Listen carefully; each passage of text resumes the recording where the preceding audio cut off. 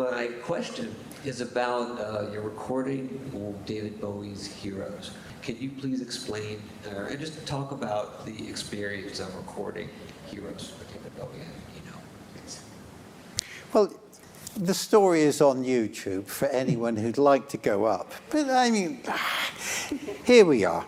I just moved to New York in February 1977, leaving the music business behind forever. Gone, never will I return to this seething pit. And then in July, I got a phone call in Waterside Plaza in my modest apartment. Hi, it's Brian. I'm in Berlin with David. Hang over, I'll pass you over. And David said, well, here we are, and do you think you can play some hairy rock and roll guitar? And I said, well, I'm not sure because I haven't played for 2 or 3 years, but if you're prepared to take the risk, so will I. And the next week, a ticket arrived, first class, Lufthansa to Frankfurt on to Berlin.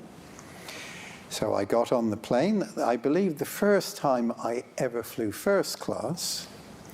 Those working players among us know that managers fly in first class and the rest of us are at the back.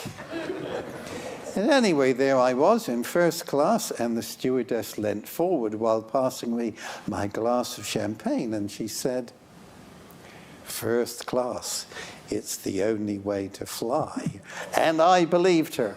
Well, I've told this story many times. Anyway, so then I landed in Frankfurt.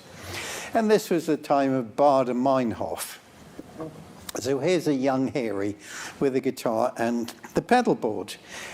Well, it wasn't sophisticated, but to a German security guard checking what's going on the board, there were batteries and wires and pedals and things you stepped on called switches. He didn't like the look of that. But anyway, I got on, and then instead of being met at Berlin airport, I wasn't.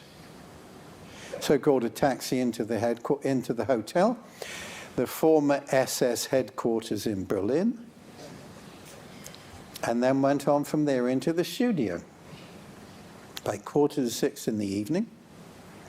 And I said, well, would you like to play me something? And Brian said, well, plug in. So I plugged in, switched in. Brian put it into the VCS3. And then, tom, tom, tom, tom.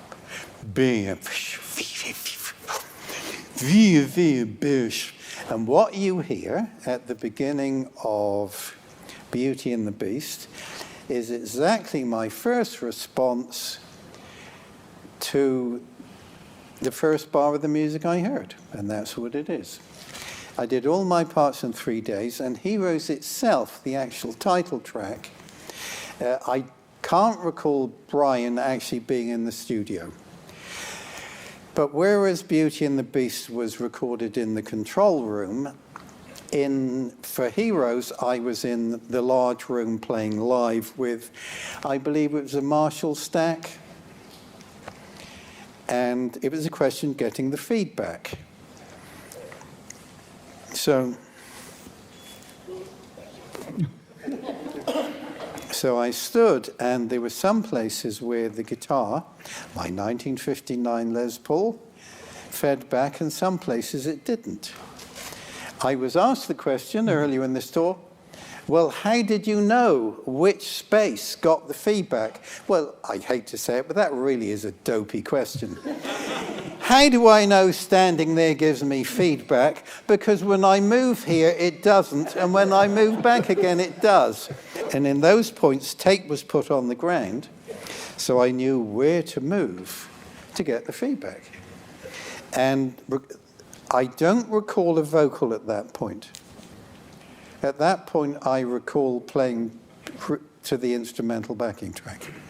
So I did 3 takes in the same area, which Tony Visconti, stunning producer, just put all 3 up, as we will see also on YouTube, where he talks through the making of Heroes. Good. There was one other gentleman. Yes, sir.